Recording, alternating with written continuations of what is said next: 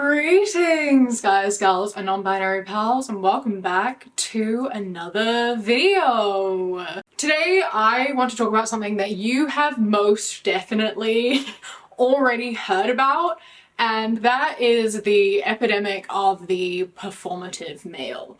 I know I am incredibly late to this train.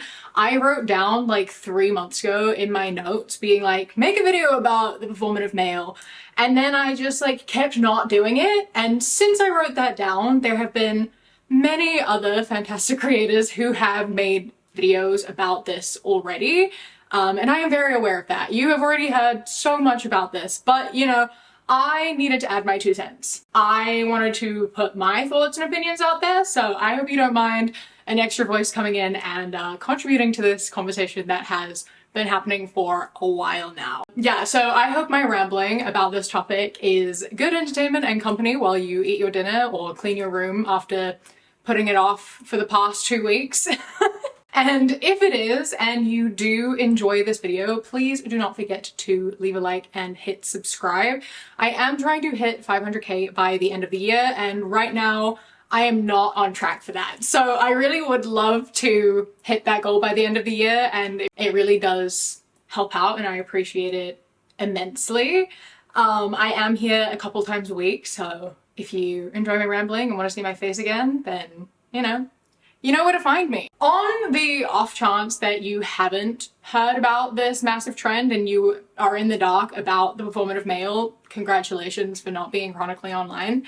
You might be sitting there asking, hey Kiwi, can you like stop rambling for a second and instead, I don't know, tell me what a performative male is and like what the problem is? And to that I say, yes, I will. That is a very good question and very important for me to share. But before I do tell you what a performative male is, I would first like to tell you a little bit about today's sponsor, Aura. The internet is a very scary place. There's so much happening that we don't really understand and that we kind of just go along with because it's expected and we need to use the internet. But sometimes it is important to be aware of the danger that you are potentially putting yourself in every single day. And just existing on the internet, it's not the safest thing in the world, right? So much of your private information that you think is your private information is being sold to people like data brokers, and they have access to so much more than you would think they do. Like, look at this 11-page document of some of the information that data brokers have their hands on. It's not only information about you, like your email address, your phone number, your address, but also like who your relatives are and their information as well. We are just willingly handing that out to them. Like, you go onto a website, you accept all the cookies, you accept to share your data, you don't even think about it. And so you just kind of put yourself in these risky situations where, you know, people can scam you, people can hack into your bank accounts, people can commit identity theft and fraud in your name. And it can feel really like helpless because, you know, what can you do about it? I need to access the internet. I need to use this website that is making me agree to these terms and conditions.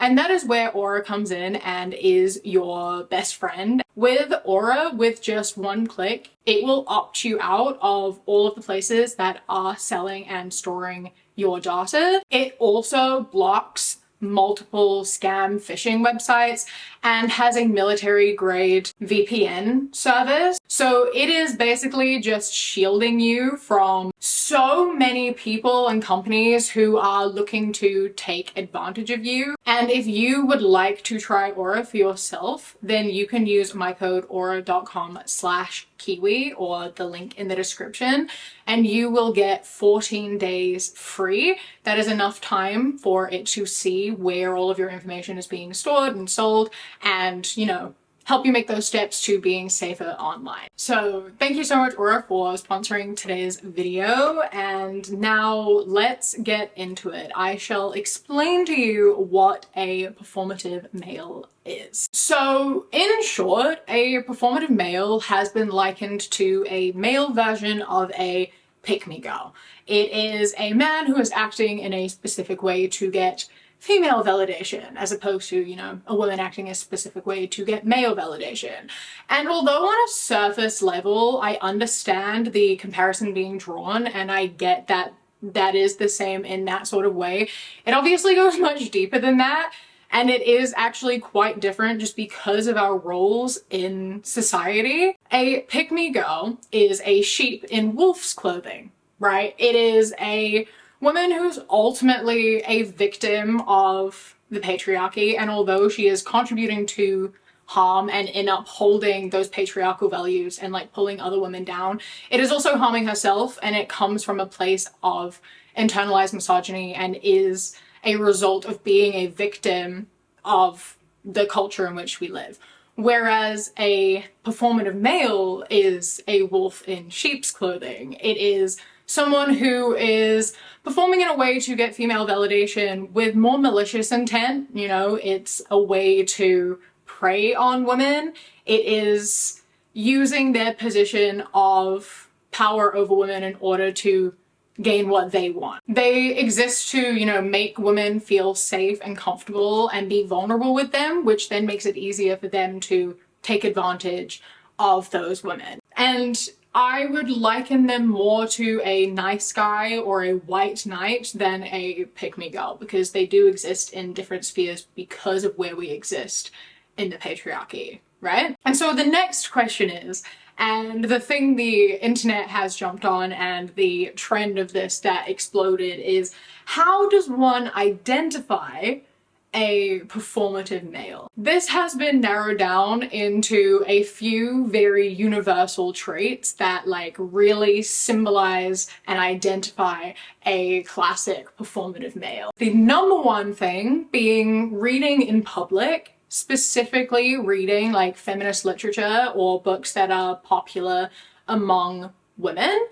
It is drinking matcha, which is a whole conversation in itself, considering matcha is like, we've gentrified matcha so much. Like, it is a millennium old traditional Japanese drink, and we've now taken it to be like, oh, if a man is drinking matcha, he just wants female attention. Like, matcha is not that's just like not it, right? Like, let's not act like matcha is this new white people thing, because that's just incredibly incorrect. That's a whole separate conversation. Another thing that identifies a performative male is being environmentally conscious, specifically through using tote bags, but also extends into having like water bottles. And then obviously the way that you dress makes an impact on it as well. So like the performative male fashion is kind of, it's like soft, but not feminine, but also like not overly masculine either. It's kind of just like the 2014 hipster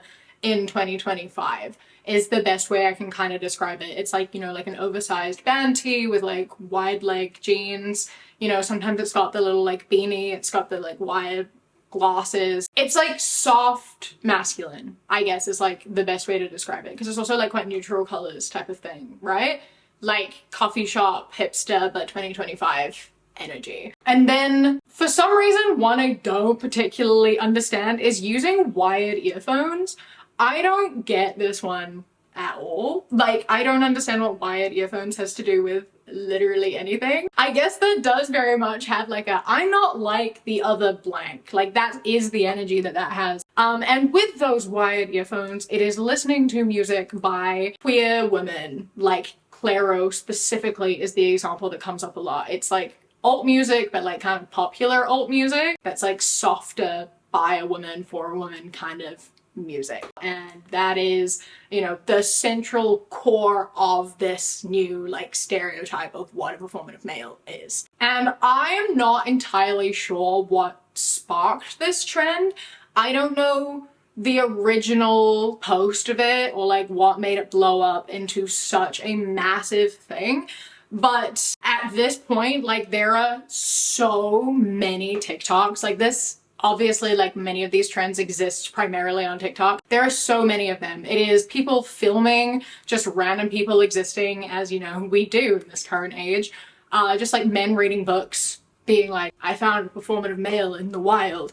It is men making skits being like, day in the life of a performative male, and just like over exaggerating and making fun of this idea of a performative male. It has even gone into having those like look-alike competitions that started a year or two ago, like across several countries and several cities has been like a performative male look-alike kind of contest where a bunch of these men show up as these over-exaggerated performative males, and they have like a competition of who's the most performative male, and they gather like quite a large like gathering of people. And it's even caught on to the point where like cafes have been using this trend. Like it's those videos of like filming a guy sitting at a table drinking matcha and reading a book, and it will have the text on screen be like performative male final boss, and it'll have like 600,000 likes, and then you see that it's posted by the cafe and the caption is, "But the matcha here is really good." And then that's wild to me. The fact that this is now a marketing thing for cafes to sell matcha. Ultimately, the meme, the trend, the whole idea of it is to be making fun of someone pretending that they care about women, right? That's kind of the whole idea. It is supposedly like all these dress up contests and these skits is men being like, lol, imagining to pretend to care about women to get female attention. Imagine having to pretend to care about women to hook up with them. Imagine lying to them. Imagine manipulating them in this way. Women, I empathize with you. These men are ridiculous.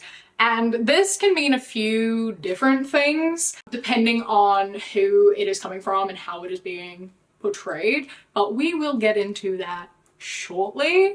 But first we need to answer the most important question, which is, what is the problem? Why am I sitting here making a video about it right now? The problem comes in two different forms. Obviously, it is understandable for women to be wary about men. It is completely understandable, valid, and important even to be wary of any man you approach and interact with. And obviously it is a well-known fact that abusers and manipulators do not come across that way to start with. Abusers who are really good at being abusers are people who put on a mask. They pretend to be exactly who you want them to be so that they can get you, they can trap you, and then they can abuse their power over you. And so we do have to be cautious about these things because there are men who do these things. There are men who are lying about caring about women. They are lying about what they are feeling, what they are interested in, who they are, like what their values are. There are a lot of people who do that in order to manipulate and harm you. They do that either to enter into a long-term relationship with you where they can then abuse you, and they also do it for casual relationships and one-night stands, presenting themselves in a specific way to you to get you to come home with them, and then, you know, either mistreat you in the bedroom or discard you immediately and show you that they actually are not the person that they, you know, convinced you that they were. So it is good and fair to be questioning the motives of men when, you know, you have interactions with them and you enter any sort of relationship with them, because we unfortunately are not safe. 1 in 3 women experience abuse at some point in her life. So it is incredibly important to be cautious when you go into these situations, right? And in saying that, I also think that we have taken the bit too far. This, I have to believe, started as something that was created by women. This was a conversation happening amongst women. It was, you know, laughing at our own trauma and the things that we have to deal with and face and overcome. Reminding other women to not always trust a man and not always believe who they tell you that they are, and to, you know, be cautious when you enter these things because sometimes men lie. It is something that does happen to a lot of women, and you know, it's fair enough to be talking about that. I think it's important to be talking about that and then having that conversation and even joking about it, because, you know, it's good to joke about shared trauma and have this like bonding experience amongst all of us to both raise awareness and like laugh at potentially traumatic experiences to like cope with that and like heal together, right? But then it snowballed and like caution became ridicule, and like overthinking way too much and like ridiculing the wrong things. And then men got a whiff of it and jumped onto it. And topics such as this do not belong in the hands of men. This is not their trauma to laugh about. This is not their conversation to be having. They were not invited to this party, but yet they constantly keep inviting themselves because they cannot handle things not being about them. This has gone from a tale of caution and, you know, sharing experiences to this meme where we are just like making fun of men for doing actual good things. Like, we are now shaming men and laughing at men for reading books about the female experience. We are now like filming random men in public and like shaming them and telling them they're insincere and like laughing at them for, you know, trying to educate themselves on their position in the patriarchy, like educate themselves about their place of privilege and like learn more about women and understanding our experience. And we are sitting there and being like, lol, this guy's obviously faking it. He doesn't care. Why is he doing this? Like, stop doing it. And I don't really think that we should be doing that. I think that, you know, honestly, we should be encouraging more men to be reading about these things, to be reading in general, honestly. But like, when men are reading about feminist history and reading feminist literature, books about women, etc., like, that is a good thing, and we shouldn't automatically assume that it's being done with malicious intent and then like shaming them and laughing about it, because all that's doing is discouraging other men from doing the same. And, you know, the whole idea of being like, well, people don't read in public. People do read in public. I read in public constantly. My book lives in, if I'm out of the house, my book is in my bag. It is with me constantly. I am reading on the train. I am reading on the bus. I am reading in cafes, in the park. If I am by myself and I am in public, I am going to be reading my book, right? It's not an abnormal thing to be doing, and it's definitely not something that we should be laughing at and shaming, right? And it's also like drinking matcha again. Like, it's not this new phenomenon. Matcha has been around for forever, and it's great. And it has so many benefits to it. And if you enjoy matcha, you should drink matcha, right? Like, we should just be letting people do what they want, dress how they want, whatever. Like, sometimes this is just how people want to express themselves. And we should just, you know, be okay with that and be like, great, cool, love to see that. Good for you. I'm not going to post a video of you on the internet laughing at you for dressing some type of way because I'm making the assumption you were doing it for female attention and not because that's actually what you want to do. We shouldn't be putting men on blast for enjoying things and for caring about women, is basically what I'm trying to say here. It's especially frustrating because we've reached this point in this meme where most of the participants in it are men. This is not our thing anymore. This is not about women sharing stories and like talking about our own experiences and being like, oh my god, men, am I right? Like, it has now become something that men dominate and hold. Like, men are the ones who are making the skits, they are the ones who are attending these contests, they are the ones who are, you know, poking fun and being like, lol, imagine being a man who has to pretend to care about women to get women. Saying that, you know, you shouldn't have to be performative in order to like get female attention. You should just be a respectful, good person and care about women, and women will like you, which is true, and that is a good thing to be saying. But now it's so ironic because now that is the performative male, right? Like, it's done this full 360 kind of switch where the power has gone back into men's hands. This started as our thing where we had the power, where we were like, hey women, be careful. Look at this type of man. They exist, be careful of them. And now men have taken it and they're like, women, I see you, I empathize, I hate this type of man too. Love me instead, because I also hate that guy. He sucks. I'm good. He reads feminist books. Obviously, he doesn't respect you. I do not read feminist books, so therefore I do respect you. And that's... I don't know how we managed to get full circle back round here, but it's honestly, it's kind of impressive that they jumped on this and they managed to make it into that. And like, people are in fact holding on to that and being like, yeah, that makes sense. Men who read feminist literature are doing it, you know, for performance. So if you aren't doing that, you aren't lying to me. So therefore you're not performative, you're being authentic, and you're making fun of performative males, so therefore you care about women. And that's not, how did we end up here? Stop. Please. Oh my god.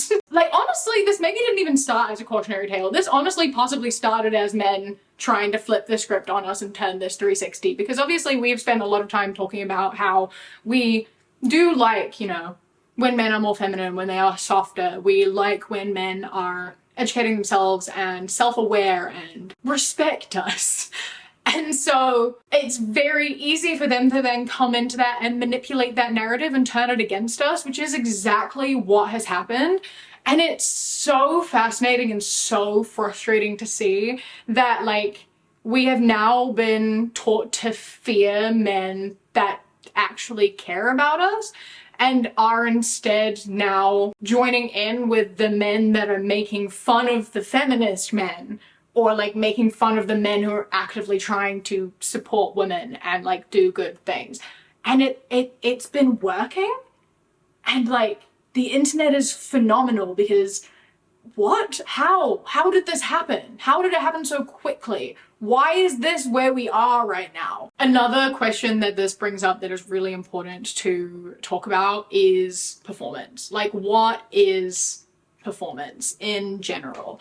And I think it's really important to remember that our whole lives are a performance to some degree, right? Like, we abide by different societal norms and social norms. Like, we interact differently in different situations with different people. Like, you are not interacting with your friends on a Friday night in the same way you are interacting with your boss in the office. You are not having the same sort of dialogue with your partner as you are with your like waiter at a restaurant. Like, you have different faces that you put on with different people. You are performing at any given time, especially now when there are people who are out there just like filming people, and you could end up on the internet at any time. So like, people are thinking so much more about the fact that like, you can be caught on camera and like put on blast at any moment for anything out of context. We obviously present ourselves in ways that do benefit us. Like, you are going to be,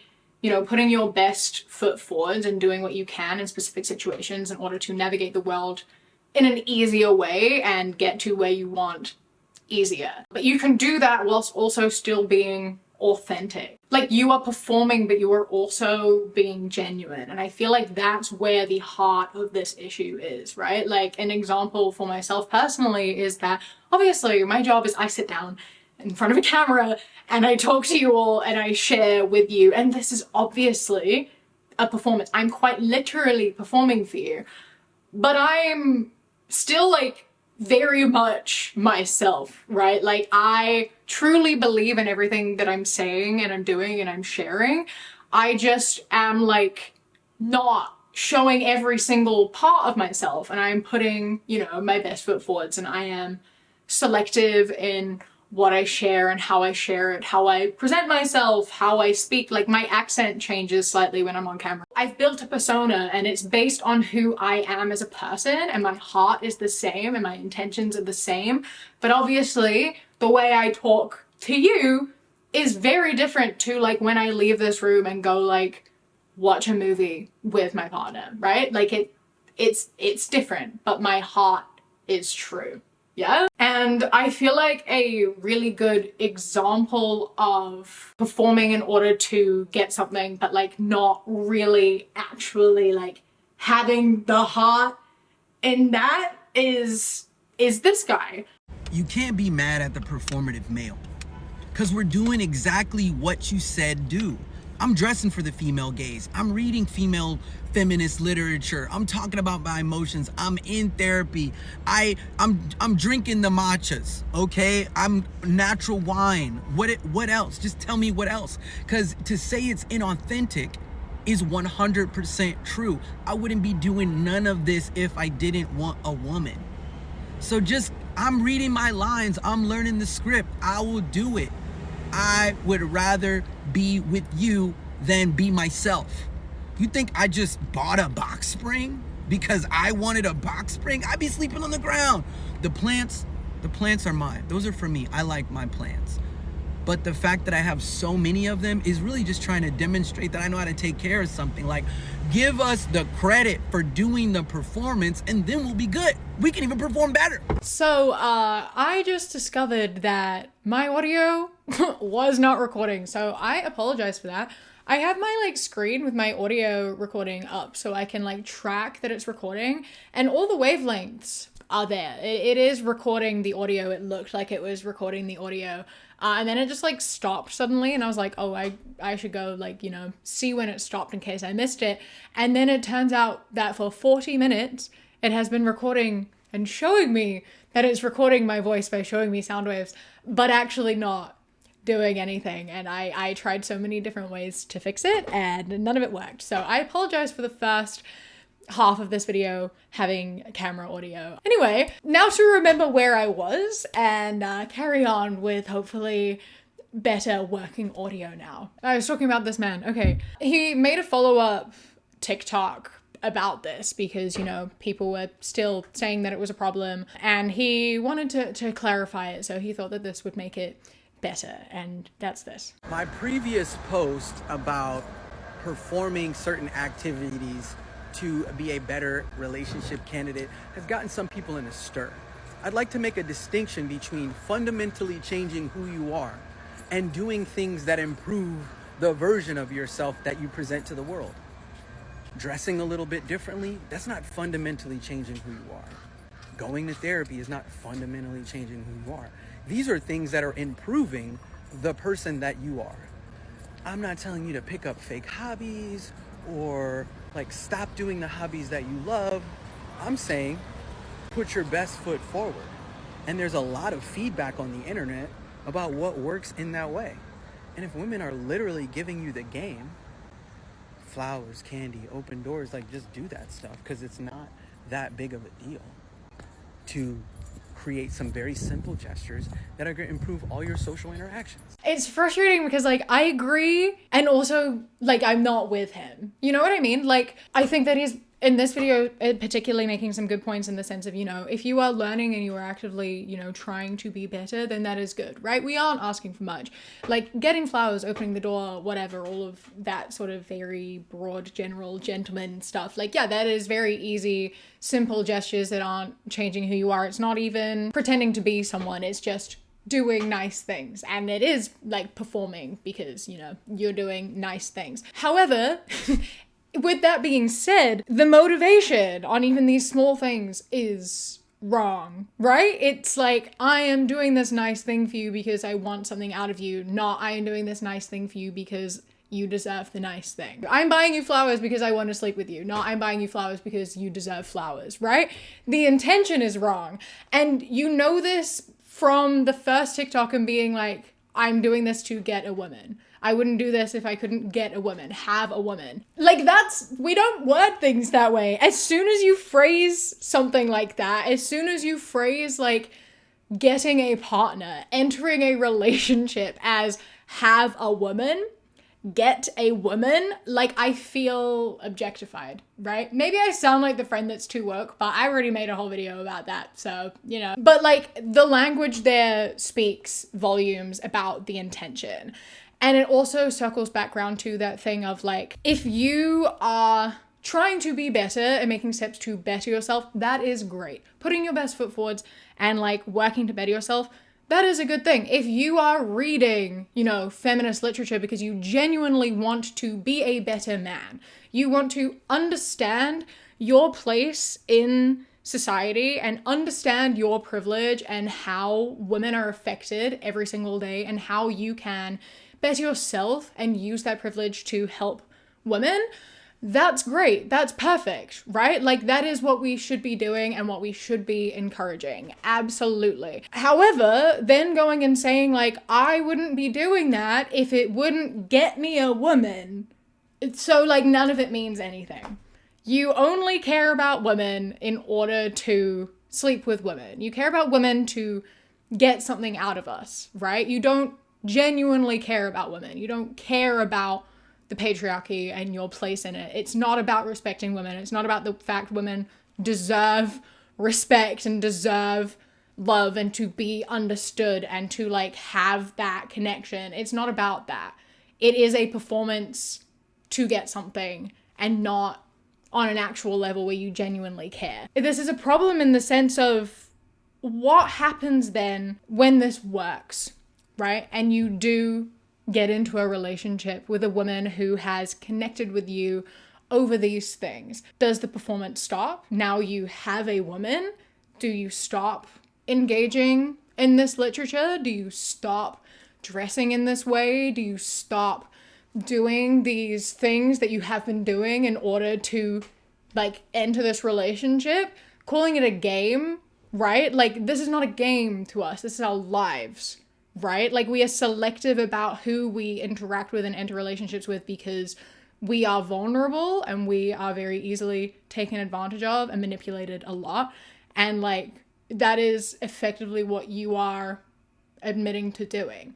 When you are in this relationship, either you have to continue to uphold this performance and be miserable because you aren't being authentic, or you let it drop and she's miserable because she's not entered a relationship with the person she thought she entered a relationship with, right? So like, I just don't get it. Like, fake it till you make it is a thing, right? It can be a performance until it like sets in, right? You're like reading these books because you love women, and then you actually learn from the books and it becomes like bone deep and you are learning from them.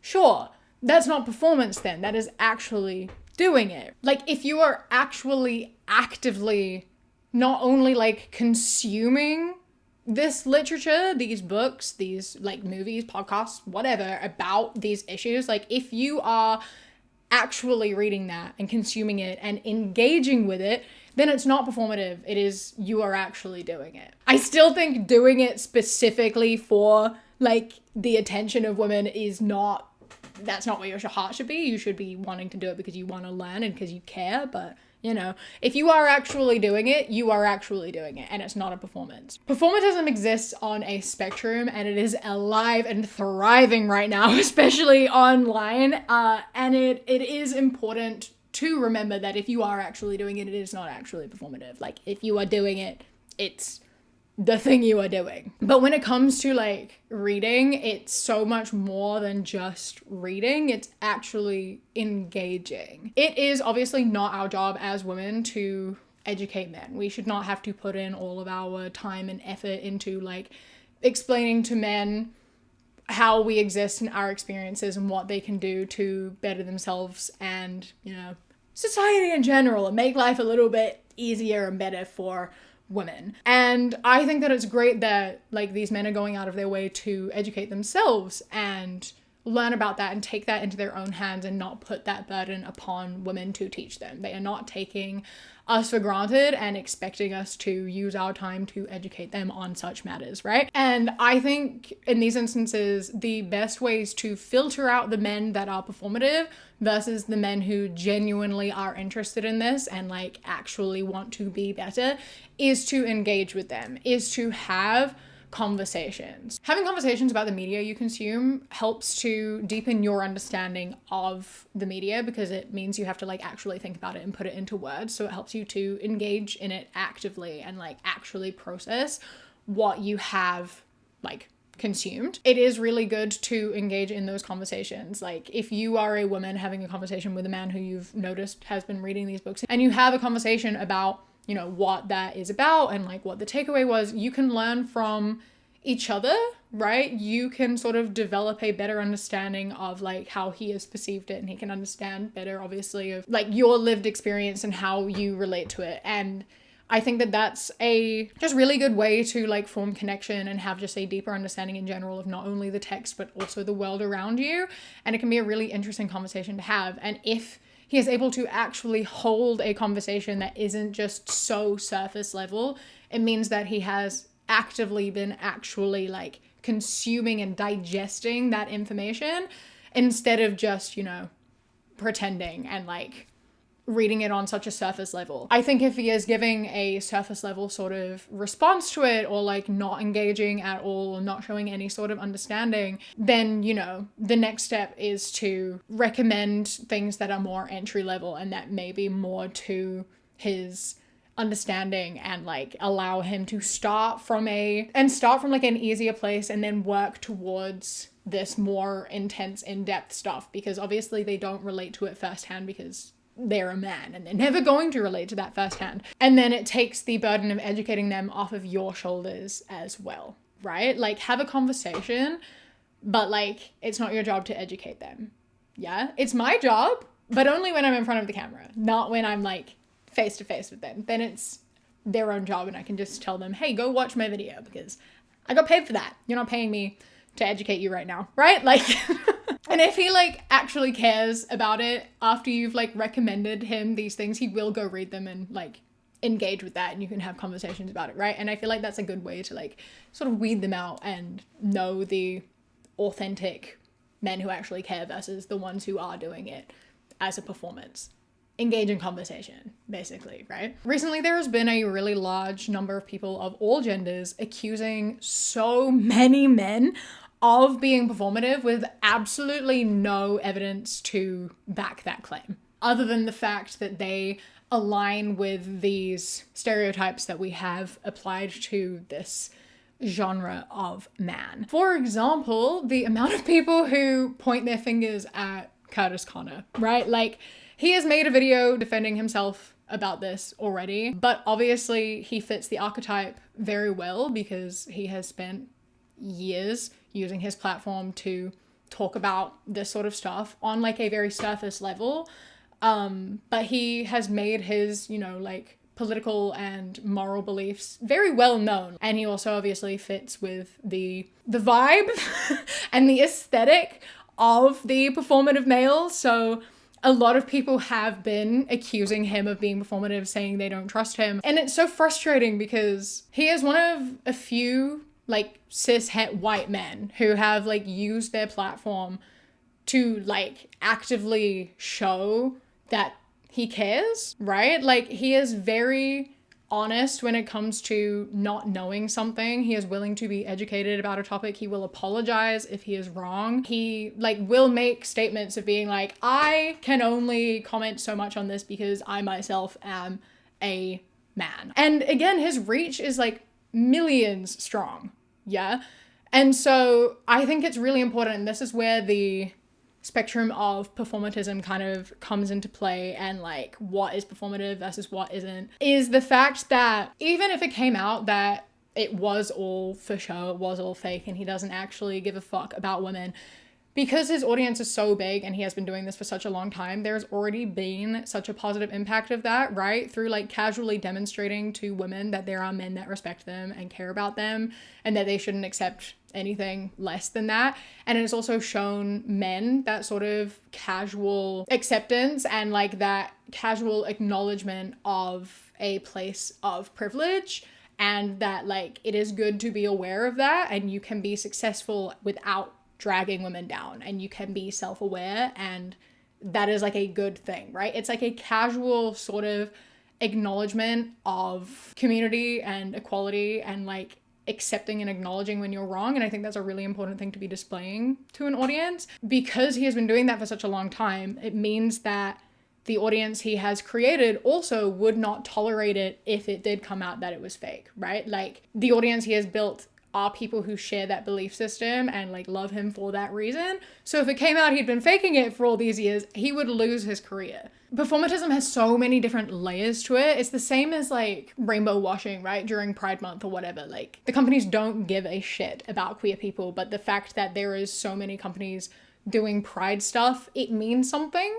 And it does encourage people to be more accepting and supportive. Basically, performatism has so many different layers and consequences, and it's like such a tangled mess, and there are so many different areas of it that mean different things. And I plan on making a whole video about performative activism because it is such a massive thing, especially with the internet and social media and everything, where I will go more into depth on all of that. But for now, that's all I've got to say, and my camera battery is about to die. But my main point here is tearing people down who are actively presenting a positive message and have not shown any sign of being or believing anything else is incredibly unhelpful and will only prevent more of that from happening, right? I feel like we should be encouraging people to be sharing these beliefs and not, making fun of them and calling them liars and disingenuous. I feel like that's just very counterproductive, right? Especially right now, right? Because there's a massive rise in young men falling down the alt-right pipeline. This has been a growing issue for the past few years, and it's so scary. But it is happening and it is a problem. So we need more men on the other side of that, right? It is incredibly unhelpful to be tearing down men who are actively on our side when there are so few of them. And unfortunately, men don't give a rat's ass about what women have to say about feminism, right? And unfortunately, even more, a lot of women also don't give a rat's ass about what women have to say about feminism. This is a whole other topic again, maybe I'll make a video about this as well, because nothing frustrates me more than the voice of feminism is always going to be a man. Because if a woman talks about women's rights and being mistreated and oppression and whatever, it's very much well, yeah, obviously you think that, you're a woman, right? You're impacted by it, so your voice doesn't matter as much. And then as soon as a man talks about it, it's very much oh my god, a man said something good about a woman, a man cares about a woman, let's talk about him, let's elevate his voice, let's show men and other women that some men care. And although, yeah, it's a good thing, obviously, it is incredibly frustrating how a man could say the exact same thing as a woman, but with even less substance, and they will get so much more elevation for it, even though it is more important to hear it from a woman. There's a whole episode on BoJack about it, which every time I watch it, I'm yeah, that's pretty much, yep, that is how it goes. Well, obviously, it's not good he choked his wife. Wow. No. I wasn't trying to make some bold statement or anything. It's just that choking your wife is bad. Really? Okay. Can I just tell you how amazing it is to hear a man say that? Well, Paloma, someone needed to take a stand. Everyone loves a male feminist. It turns out the problem with feminism all along is it just wasn't men doing it. Come on, we're doing feminism. It's supposed to be fun. This isn't fun for me. Being a woman is not a hobby or a pet interest of mine. You get to drop in and play Joss Whedon and everybody cheers. But when you move on to your next thing, I'm still here. And it's true. It's true. That is how it goes. So ultimately, yeah, men who speak about this are incredibly important because people don't listen to women. And I think, again, noticing whether it is performative or not comes down to how they speak about these issues, how they present them, what they talk about. And when it comes to someone like Curtis, the way he talks about it colors everything that he says.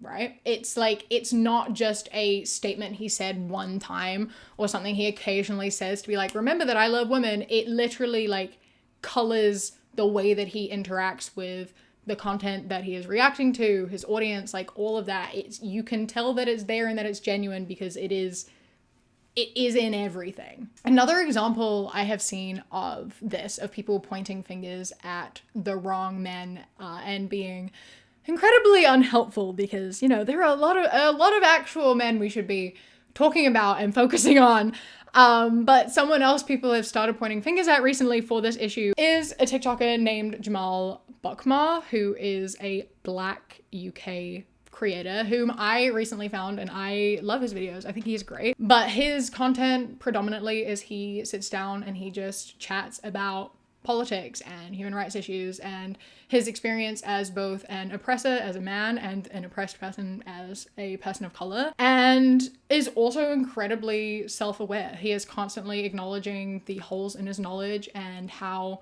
being a man impacts him in having these views and how his experiences differ from other people, that he's not perfect. He is incredibly self-aware and he is sure to say that very regularly. And recently he made a TikTok about people talking about TV shows and how a lot of men claim they love TV shows, but they hate the TV show Girls. And he was saying that you can't claim to love TV shows if you are claiming to dislike the TV show Girls.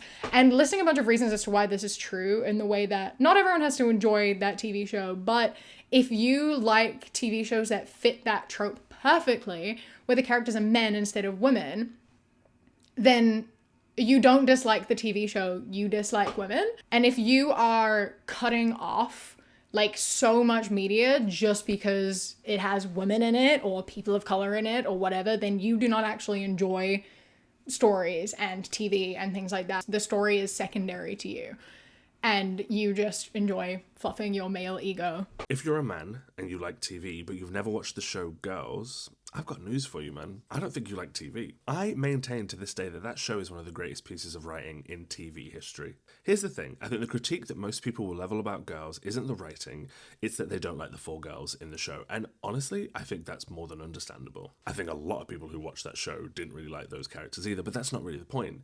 I think what bothers me is that we've all watched shows completely filled with irredeemable characters that we also didn't like or that we learned to love, and then celebrated them. We will identify with anyone, anywhere, across time and across cruelty, but there's something about Girls that makes people, boys, uncomfortable. When I hear someone slate that show, I don't think they hate the writing, I just think they hate the characters. Every character that populates that show, male, female, side, guest, is written with a real insane precision and honesty and authenticity. It's uncomfortable because it's so accurate. And this is why I say, if you're a man who claims to love TV and you gorge yourself on TV but you never watch Girls, you don't love television. You probably just love shows that reflect back onto you, you know, that you love TV that you can imprint on, that you think you're the hero of. Boys, I'm begging you, if you haven't already, put your ego aside and go watch that show. People let those beliefs color the way that they consume media. And he made this TikTok and it was very correct. That is very true. This is something I talk about a lot. But obviously, because he said that, he received comments calling him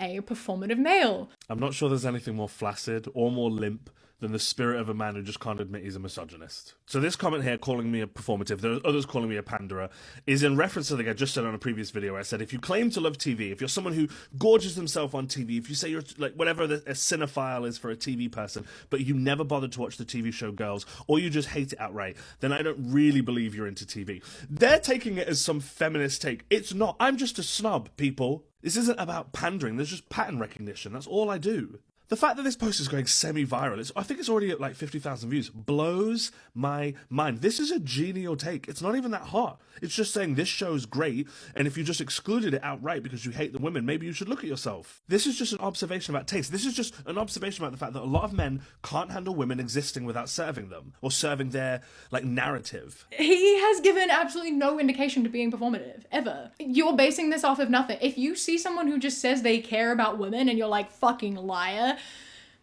how are we here? He has talked about the fact that, you know, caring about women means that he is more successful in relationships, but also the fact that he doesn't care about women because it means he's in successful relationships. He's just saying, hey, if you want successful relationships, maybe care about the people you're trying to be in relationships with, and maybe then it'll be more successful. Like, don't care about women to date them, but if you care about women, they will want to date you. You know what I mean? Like, there is a difference between those two things, and that's something that he has spoken about. And I think a large part of these comments that frustrate me is that a lot of them now are coming from men. The fact that men are taking something that initially is like a cautionary tale to now being something that effectively just replaces the word simp is, it's so frustrating. And it's like yet another display on how social media kills like any word that has any meaning at all. Like, it takes away importance from important issues so quickly, and it's so frustrating because nothing means anything anymore, and it is so hard to have anything that means anything because the internet will kill it. And we just like keep going in this cycle where we as women will speak out about something, whether to bond over, to laugh at together, or to like empower each other and ourselves with. And men, they can't handle it, right? They can't handle either not being involved and the center of attention, or they can't handle being the ones that we are like laughing at. They cannot stand it when they are not involved as the center of attention in a positive way. They hate it. They will not tolerate it. So we'll like come and make a joke of being like, it's always the guy that reads Jane Austen that'll cheat on you. And everyone's like, yeah, girl, I've been there. This is my experience with the same type of guy. And then those same men who are the ones who are actually being performative and reading Jane Austen just to, you know, get us into bed, we'll see that we see through them and they're like, oh shit, gotta switch it up, change tactics. I know what I'm gonna do. I'm gonna come in and I'm gonna laugh at those guys with them. Then they'll see that I'm on their side. And bonus, now I don't have to read Jane Austen. Now I can be actively, vocally misogynistic and they'll think I'm on their side. And it's so frustrating because now we see these men who are seemingly, it looks like they're empathizing with us when in fact they're the ones that were hurting us in the first place. And we just keep feeding into their hands. Like, this conversation was ours and now it's not. Now they are in control of it again. Everything that we have, they take. Everything that we have, they manipulate and they turn it into something that like they have power over us again. We can never have anything. We can never control anything. And like, we've now ended up with this culture where not only do we have this deep-rooted mistrust of men that read Pride and Prejudice, but now we've created a whole new type of guy to not trust anymore. Like, the problem has expanded and it's exactly what they wanted and it just keeps happening. Because now, not only are we deeply mistrusting the men who are actually the ones who respect us, but we have also created a type of guy who makes fun of them and we encourage them for doing it. And also, we are discouraging men from educating themselves and like actually like being themselves and being vulnerable. And like ultimately it's so clever because they have made it so like it's being played right into their hand. Like, we are playing into the hands of the same men that we have been trying to avoid. And they are the ones who are controlling this narrative. And it's just exhausting to keep going in this cycle and like never being able to have a conversation without men coming in and making it so confusing because they just change up their tactics and then we're lost and we don't know who to trust anymore and the problem just gets bigger. Obviously, not all of the men who are participating in this trend of making fun of performative men are doing it with the intent of making fun of men who are actually doing these things. Like, they are not making fun of the men who are actually reading the feminist literature, are actually drinking matcha, are actually listening to music by female artists. Like, they're not actually making fun of that. Sometimes it is coming from a place of self-awareness where they're like, oh, lol, I fit this trope, so let me poke fun at myself. They aren't being like, haha, imagine being a man who cares about women. Lol, could never be me. They're being like, lol, I fit this trope that exists and people are poking fun at. And I like to laugh about myself because that's funny.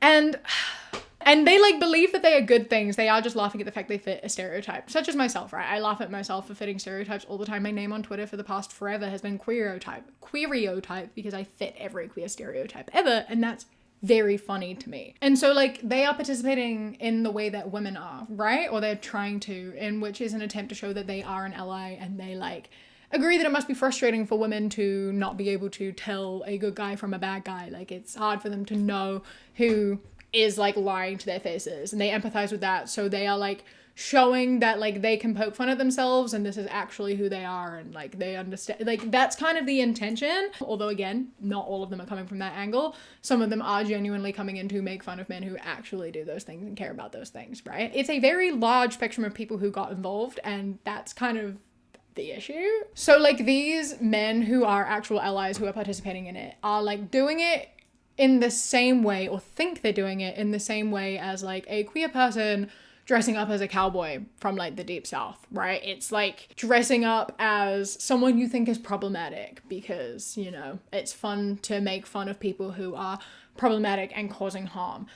But the difference here is that like queer people dressing up as like a cowboy from the Deep South who is very homophobic is someone dressing up as their oppressor to make fun of them as a way to like cope with their own trauma, right? And it's laughing about that with other people who have experienced that, right? It's an oppressed person making fun of their oppressor and other oppressed people all laughing about that and like sharing in that, right? Whereas, you know, when these men are dressing up as these performative males and like participating in this, that is making fun of themselves. Because making fun of yourself is a good thing to do. It is fun to be self-aware and to make self-deprecating jokes, and like as a man, making fun of, you know, men suck is a like fun thing to do in a way to show allyship and whatever. But it's important to note, I think, that a very large majority of these men would not be participating in this trend if they didn't think women were watching. So it is still being performative through their allyship, right? And I don't even think that's necessarily a conscious thing, but they are still performing for approval from women and validation from women. They are not going and making fun of this type of guy to their guy friends. And I think that's the real defining factor here of the performance part, obviously, is the key factor of a performative male. So it's always asking, like, would they do this if nobody was watching? Would they do this if they aren't going to get views from TikTok? Would they do this if they aren't going to get, like, girls in their DMs or in their comments or, like, approaching them? Like, would they be participating in this joke and this trend if they didn't think it would get them female validation? So yeah, ultimately, obviously, that's the defining factor of the performative male, is the performative part, right? So with these men who dress this way and act this way, read these books, engage in this media, etc., the question comes down to, like, are they doing it by themselves, right? Are they reading Jane Austen in their own time? Are they listening to Clairo in their own time? Is this something that they are genuinely doing? But I think with men like this, you have to actually take it a step further, and it's not only like, are they doing this stuff by themselves, but it is, are they doing this stuff in front of other men? Is this something that they genuinely care about, or is it more surface level, right? Like, if they're reading Jane Austen, are they hiding that book when their friend comes over? If their friend is saying something problematic, are they calling them out, right? Because as I said, it's not performance if you're actually doing the things. Like, if you are actually reading these books and engaging with this media, then it's not performance, but you're also not applying it if you are not applying it. And I think in these instances, application is incredibly important. Like, if you are presenting yourself a specific way when you are around women versus when you are with yourself versus when you are with other men, that is very telling in itself. Like, if you are hanging out with people who are misogynists, especially if they are like actively doing things that are harming women, then you are being performative. Even if you are engaging, you are being performative. Like, the people you surround yourself with and how you interact with other men, I think, is a really important factor. If you are encouraging or standing by while letting people that you are close to say and do bad things, none of it matters. None of it matters. Ultimately, I think it's important to approach any interaction with an air of caution, but also to remember that it's not helpful to have deep-rooted mistrust of everyone before you engage. Like, we should be cautious, but also open-minded, right?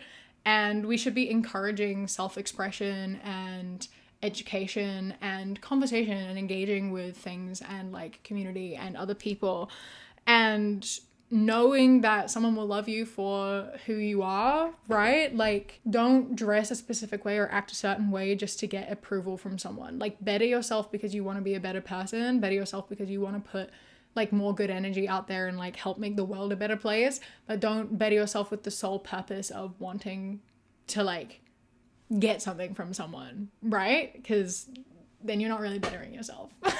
The solution to having people and like women like you is genuinely to just be a good person and to care and to treat us like equals, and that should not have to be a performance, right? Like, you can display that you have those qualities without it being a performance. You know what I mean? Like, show us that you care about us. Sure, technically that's a performance, but it's not performative, right? You're showing us that you care, but you also genuinely care, right? Like, that's a key sort of factor. So like, show people you care about them, but like, don't do it just to get something out of them. Actually mean it. Care about people because you care about people, right? I think it's really important to have conversations about these sorts of things with the men in your life. As a man as well, have these conversations with the men in your life.